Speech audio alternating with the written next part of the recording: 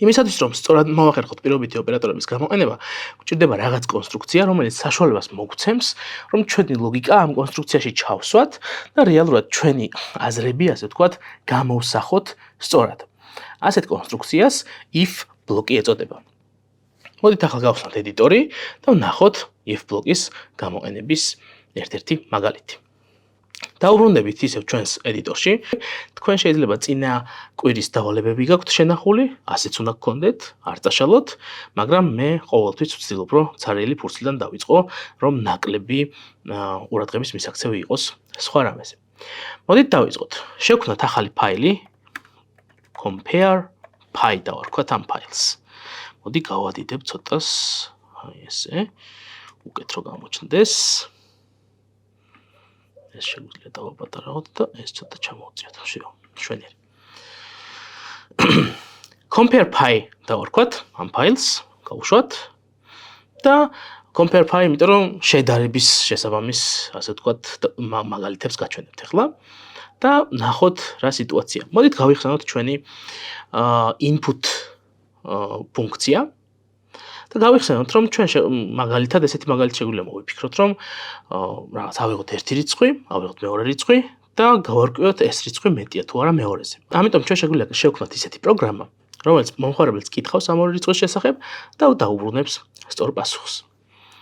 მოდით მათემატიკური, ასე ვთქვათ, ნოტაცია გამოვიყენოთ, x და y გამოვიყენოთ და გავაკეთოთ ესეთი, ასე ვთქვათ, ამბავი, ვკითხოთ ჩვენს users what is x? რა არის x? გახსოვთ ალბათ წინა ლექციიდან inputs რატომ ვიყენებთ და ასევე გახსოვთ ალბათ წინა ლექციიდან რომ int-ი საჭიროა რომ ჩვენი input-ი გადავაქციოთ მერე რიცხვით მნიშვნელობად, ხო? y-ის შემთხვევაში ზუსტად იგივეა, ამიტომ ჩვენ შეგვიძლია უბრალოდ დავაკოპიროთ ეს ხაზი და აქ შევცვალოთ x-ის მაგივრად y-ი ჩავწეროთ. და ახლა უკვე ჩვენ შეგვიძლია ჩვენს მომხმარებელს დავუბრუნოთ პასუხი x-ი მეტია თუ არა y-ზე. რანაირად? გითხარით, ჩვენ შეგვიძლია გამოვიყენოთ ოპერატორები. მაგალითად, x-ი მეტია y-ზე? აი ასეთი ოპერატორი. მაგრამ ნახეთ, ჩვენ გვინდა რომ უბრალოდ კი არა, შევადაროთ x y-თან, არამედ პასუხის შესაბამისად დავწეროთ x-ი მეტია თუ არ არის მეტი y-ზე. ამისთვის არსებობს, როგორც გითხარით, if ბლოკი. სტრუქტურა, რომელშიც უნდა ჩავსვათ ჩვენი პირობა, იმისათვის, რომ ჩვენს მიზანს მივაღწიოთ. ამ შემთხვევაში if ბლოკში რომ ჩავსვათ ჩვენი პირობა, წერთ ჯერ ifs, შემდეგ წერთ ჩვენს პირობას და შემდეგ წერთ ორ წერტილს. დაახლოებით ისე, როგორც ფუნქციის აღწერისას, ფუნქციის ბლოკის აღწერისას ვაკეთებდით, აი დაახლოებით ისეთი სტრუქტურა, ოღონდ ამ შემთხვევაში ფრჩხილები არ აქვს და ცალკე რაიმე სახელი არ აქვს. უბრალოდ if ბლოკია, რომელიც შესრულდება პროგრამის გაშვებისას. შესაბამისად, როგორც ფუნქციაში ინდენტირებული ვერსია, როგორც გქონდა ჩვენი ფუნქციის ბლოკის, ზუსტად ასე, if ბლოკის თავშიც ინდენტირებულად იწერება.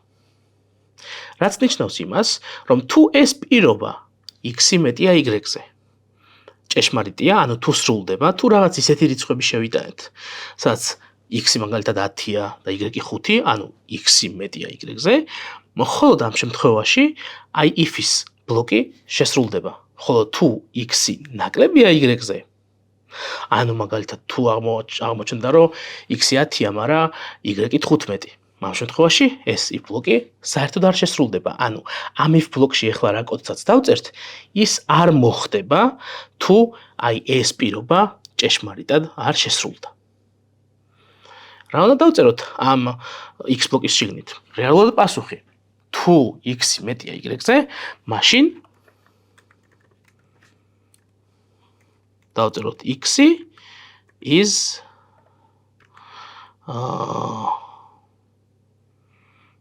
greater than y. Okay?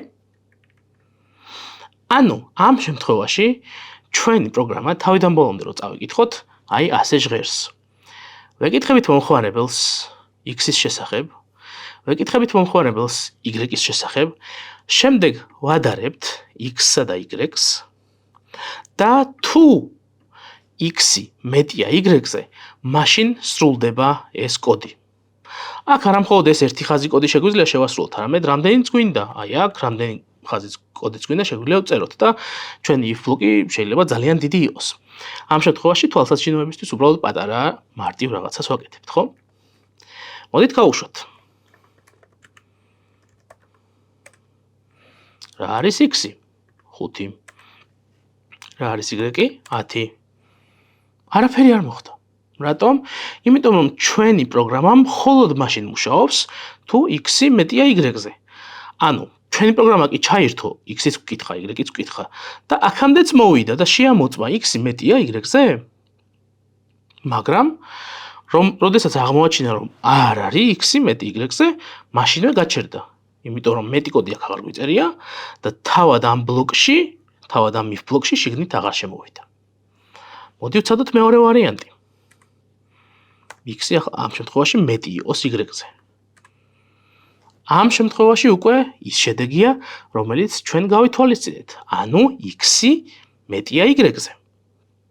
შესაბამისად, ყველაფერი იგივენაირად მოხდა, მაგრამ აი ეს პირობა შესრულდა, ანუ ამ პირობის შედეგი ჭეშმარიტია, x-ი ნამდვილად მეტია y-ზე, 10 მეტია 5-ზე, ამიტომ აი აქ შემოვიდა და ეს კოდი შეასრულა.